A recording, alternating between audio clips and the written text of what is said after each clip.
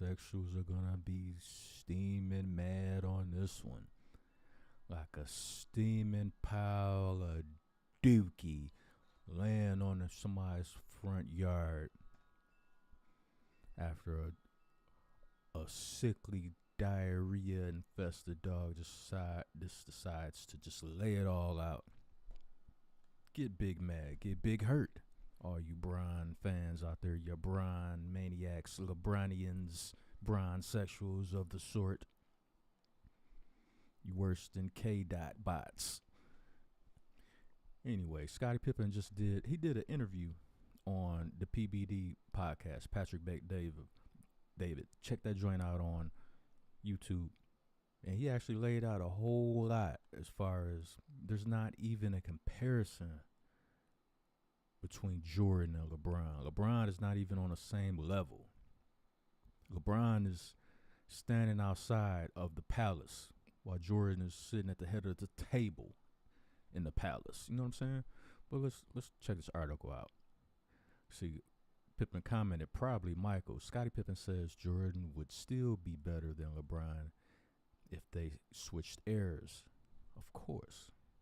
Because you're talking about the GOAT versus a first king. Let me too much of that. Now let's get down to business. Let's get down. When it comes to basketball, debates of greatness have always captured the imagination of fans and players. However, few discussions have been as heated as one comparing Michael Jordan and LeBron James. And that whole dynamic has always been ultra disrespectful, in my opinion. How they just slide Kobe out the way. Now, there was a lot of talk about a pickup game that happened when LeBron was 16 years old, like a pickup game. And from the original reports, Jordan and LeBron was on the same team. But of course, the clutch sports machine and mainstream sports media manipulators and sycophants of LeBron wanted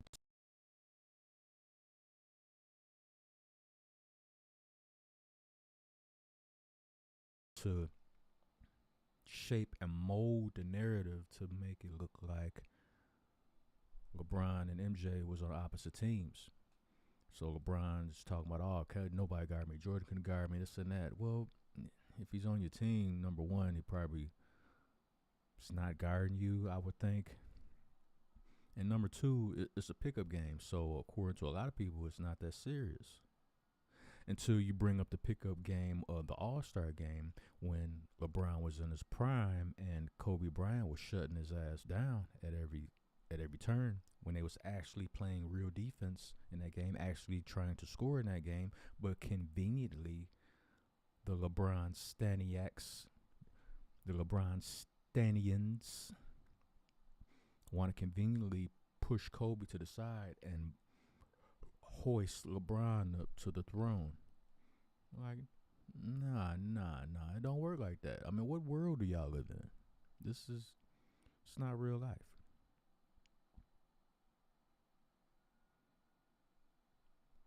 Recently, Scottie Pippen, Jordan's longtime Chicago Bulls teammate, discussed how the two legends would fare if their careers were swapped across eras. Jordan would dominate. Pippen's take was rooted in the contrasting nature of basketball during the 1980s and 1990s compared to the modern game. When asked who would dominate if eras were swapped, his answer was short but straight to the point. Probably Michael, said the 7-time NBA All-Star. Remember, my era early on was very physical. 85, 90-point games. Different. In today's game, we're looking at some games that get you at 130, 120, and so on.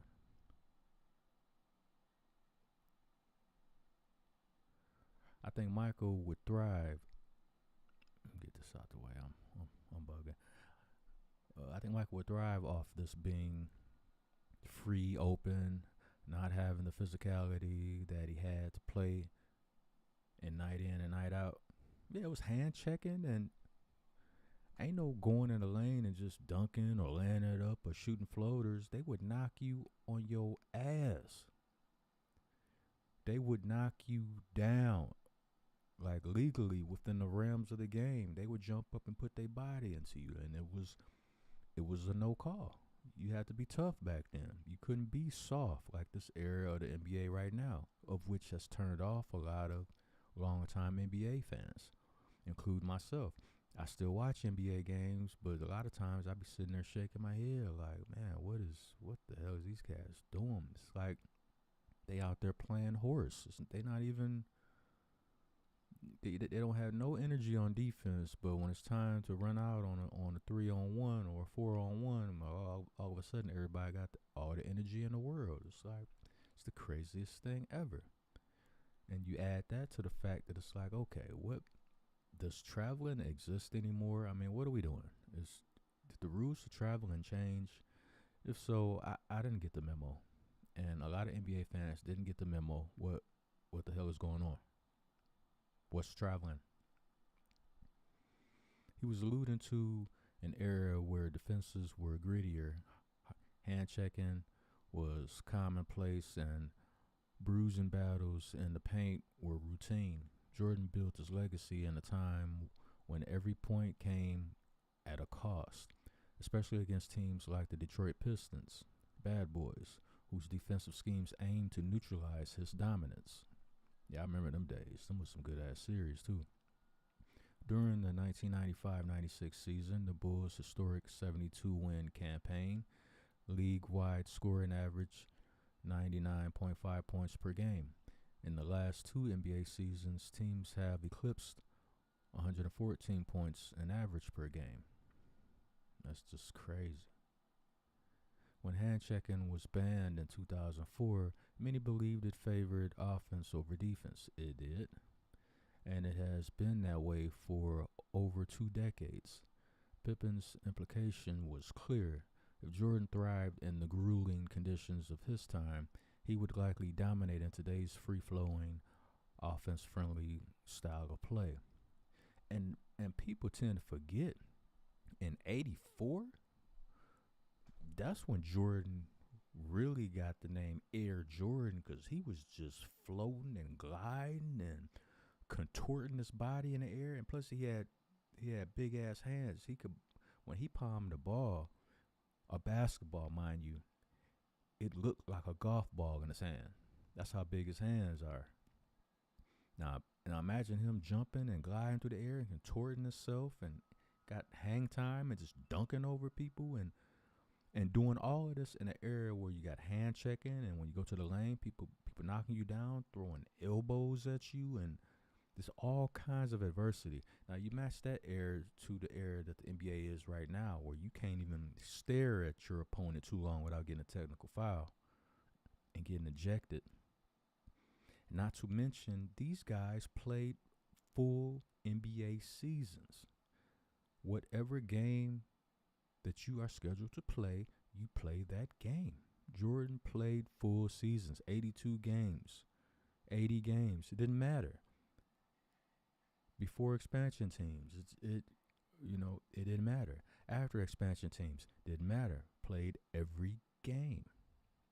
These dudes, they get a little nick here and a nick there. Oh, let me sit down a couple games. Let me sit down a week. This is why you cannot compare these two eras. And Jordan would dominate in either era. It is plain and simple. Blatantly plain and simple. Now, in fairness, LeBron might have been tougher if he grew up in the Jordan era. He might not be as soft as he is now mentally. So, that's a caveat. But his mentality, the way he is now, man, he would be destroyed in the 80s and 90s. like Pippen said, Jordan would be better than LeBron in any era. Book it. James, a four-time MVP and four-time NBA champion, is known for his versatility and ability to blend physical dominance with elite basketball IQ. He can play multiple positions on the floor and impact every part of the game. This has been key to his longevity and sustained success. Yet Pippen suggested MJ would have more edge. However, Jordan wasn't a fervent three-point shooter. In fact, during the 1990s, teams attempted an average of only 9.9 three-pointers per game, compared to over 34 attempts per team in recent seasons. It's probably way more than that now.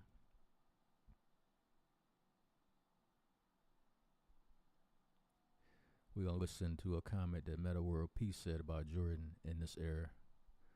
Let's see. Pop this right here. In today's game, with the rules the way they are, how many points do you think Jordan would literally average per game? Today. Jordan averaged 50. What made Jordan so special? You look at him, and he was a lot stronger than what he appeared to be. He's so strong, he holds you. You believe Jordan would average 50? If he wanted to, right. Like James Harden wants to average 50. He just can't. Right. He got 38. Right. Amazing. Right. If Jordan wants to average 50, if he was playing his era, I think he averages 50. For sure. Jordan is strong.